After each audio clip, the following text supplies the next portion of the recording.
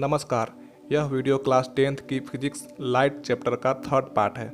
इससे पहले के पार्ट्स में हम introduction to light and reflection of light को डिस्कस कर चुके हैं। अगर आपने पिछले पार्ट्स को नहीं देखा है तो ऊपर आई बटन पर क्लिक करके या डिस्क्रिप्शन में दिए लिंक पर क्लिक करके आप उसे देख सकते हैं। तो अब शुरू करते हैं आज की टॉपिक, जिसका नाम है formation of image in plane mirror, यानी कि समतल दर्पण में प्रतिबिंब का बनना। Formation of image in plane mirror, समतल दर्पण में प्रतिबिंब का बनना।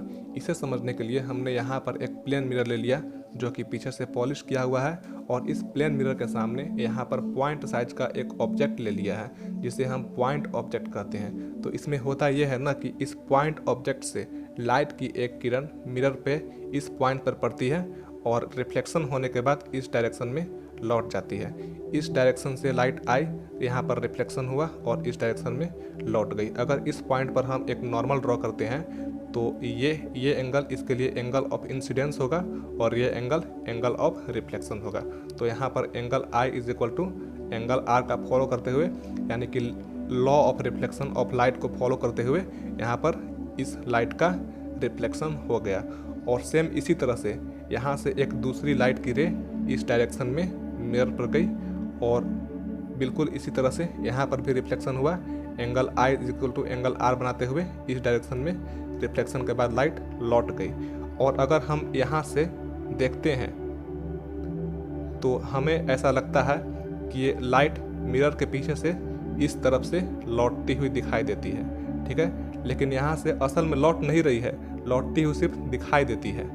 और सेम इसी तरह से अगर यहाँ पर भी देखें हम, अगर यहाँ से भी देखते हैं तो हमें दिखाई देती है कि ये लाइट की रे यहाँ से मिरर के पीछे से लौटती हुई आती हुई हमें दिखाई देती है। असल में यहाँ से आ नहीं रही है, सिर्फ आती हुई दिखाई देती है, ठीक है। तो ये दोनों जिस जगह पर मिलती है वहीं पर इसका इमेज का फॉर्मेशन हो जाता है और इसे ही हम बोलते हैं पॉइंट इमेज, ठीक है। इस चीज़ को एक बार और अच्छे से ध्यान से समझिए। हमने यहाँ पर एक प्लेन मिरर ले लिया है जो पीछे से पॉलिश किया हुआ है, और इस प्लेन मिरर के सामने एक पॉइंट साइज का ऑब्जेक्ट रख दिया है जिसे हम पॉइंट इमेज कहते हैं। तो इस ऑब्जेक्ट से एक लाइट की किरण मिरर पे आई, इस जगह पर टकराना हुआ और यहाँ पर रिफ्लेक्शन होने के बाद इस डायरेक्शन में लौट गई। और अगर हम यहाँ से देखते हैं तो हमें ऐसा लगता है कि ये लाइट की रे यहाँ से इस मिरर के पीछे से आती हुई दिखाई देती है, लेकिन असल में यहाँ से नहीं आ रही होती है। यहाँ से लाइट रे गई, रिफ्लेक्शन हुआ और इस डायरेक्शन में लग गई, लेकिन हमें ऐसा आभास होता है, ऐसा मालूम चलता है कि यहाँ से आ रही है, सिर्फ ऐसा एक आभास होता है, ठीक है। सेम इसी तरह से यहाँ से लाइट की दूसरी किरण यहाँ से इस डायरेक्शन में यहाँ पर मिरर पे गई और रिफ्लेक्शन हुआ, तो रिफ्लेक्शन होने के बाद इस डायरेक्शन में लौट गई। और अगर हम यहाँ से देखें तो हमें ऐसा लगता है कि लाइट लौटने के बाद यहाँ से इस तरफ से मिरर के अंदर से आती हुई हमें ऐसा दिखाई देती है, लेकिन असल में नहीं आ रही है, ऐसा हमें दिखाई देती है, मतलब कि आभास होता है कि लाइट रिफ्लेक्शन के बाद इस डायरेक्शन से मिरर के अंदर से आ रही है, ठीक है। तो जहाँ पर ये दोनों लाइट की रे मिलती हुई दिखाई देती है उसी जगह पर पॉइंट इमेज, इस पॉइंट ऑब्जेक्ट का पॉइंट इमेज बनता है। और इस पॉइंट इमेज को वर्चुअल इमेज भी इसलिए बोलते हैं क्योंकि यहाँ पर ये दोनों असल में नहीं मिल रही है, सिर्फ मिलती हुई दिखाई देती है। अगर ये दोनों लाइट की रेस असल में मिलती तो हम उसे बोलते हैं रियल इमेज, ठीक है, समझ गए। अब इस केस में देखिए, यहाँ पर हमने एक प्लेन मिरर ले लिया है जो कि पीछे से पॉलिश किया हुआ है, और इसके सामने हमने एक इतना बड़ा सा ऑब्जेक्ट रख दिया है। इसे हम बोलते हैं एक्सटेंडेड ऑब्जेक्ट, एक्सटेंडेड ऑब्जेक्ट, ठीक है। तो इस केस में हम इस एक्सटेंडेड ऑब्जेक्ट का इमेज कैसे बनाएंगे, तो अब देखिए ध्यान से। प्लेन मिरर के सामने इस एक्सटेंडेड ऑब्जेक्ट का इमेज बनाने के लिए हमने क्या किया कि यहाँ से एक लाइट यहाँ से इस डायरेक्शन में हमने छोड़ दिया मिरर पे, और यहाँ से रिफ्लेक्शन होने के बाद ये लाइट की रे इस डायरेक्शन में लौट गई, लेकिन हमें ऐसा आभास होता है कि ये मिरर के पीछे से आ रही है, ठीक है। और एक लाइट की रे 90 डिग्री का एंगल बनाते हुए मिरर पे हमने इस डायरेक्शन में छोड़ दिया।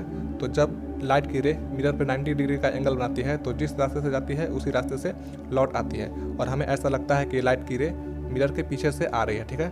और यहाँ से भी हमने ऐसा ही किया, ये लाइट की रे 90 डिग्री का एंगल बनाते हुए मिरर पे छोड़ दिया और जिस रास्ते से गई उसी रास्ते से लौट आई, लेकिन हमें ऐसा लगता है कि ये मिरर के पीछे से आ रही है।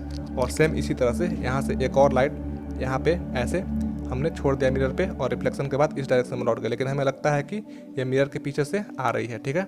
तो हमने इस इन दोनों पॉइंट्स को मिला दिया और यही पॉइंट है इसका इमेज। अगर इस ऑब्जेक्ट का नाम ए बी देते हैं तो इसका नाम देते हैं ए डैश बी डैश, ठीक है।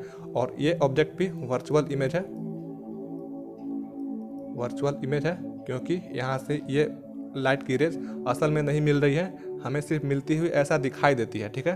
तो इसलिए इसे हम वर्चुअल इमेज बोलते हैं। उम्मीद है आपको समझ में आ गई होगी। अब इसी में हम कुछ ऑब्जर्व करते हैं कि जितनी दूरी पर ऑब्जेक्ट मिरर से रखी हुई है उतनी ही दूरी पर इमेज भी मिरर पे बनती है। अगर हम इस डिस्टेंस को डी बोलते हैं, मतलब कि distance of object from mirror is equal to distance of image from mirror. जितनी दूरी पर ऑब्जेक्ट मिरर से उतनी ही दूरी पर इमेज। और दूसरी चीज़ कि अगर इस ऑब्जेक्ट का साइज h है तो इमेज का साइज भी h ही होता है। Size of object is equal to size of image. और थर्ड कि ये इमेज वर्चुअल इमेज है। तो यही तीन इसकी प्रॉपर्टीज है। इन तीनों प्रॉपर्टीज को आप स्क्रीन पे लिखा हुआ देख सकते हैं। तो आज की वीडियो में सिर्फ इतना ही। यही था formation of image in plane mirror, यानी कि समतल दर्पण में प्रतिबिंब का बनना। उम्मीद है कि आज की वीडियो से आपको कुछ सीखने को मिला होगा और इसमें जो भी कॉन्सेप्ट्स बताए गए हैं आपको समझ में आए होंगे। अगर आपको ये वीडियो पसंद आती है तो इसे लाइक करें और ज़्यादा से ज़्यादा अपने दोस्तों और साथियों को शेयर करें और इस चैनल को सब्सक्राइब करके बगल की बेल आइकन को ऑन कर दें ताकि हमारी आने वाली और भी वीडियोज़ की नोटिफिकेशंस आपको मिलती रहें। तो मिलते हैं नेक्स्ट वीडियो में। Thanks for watching.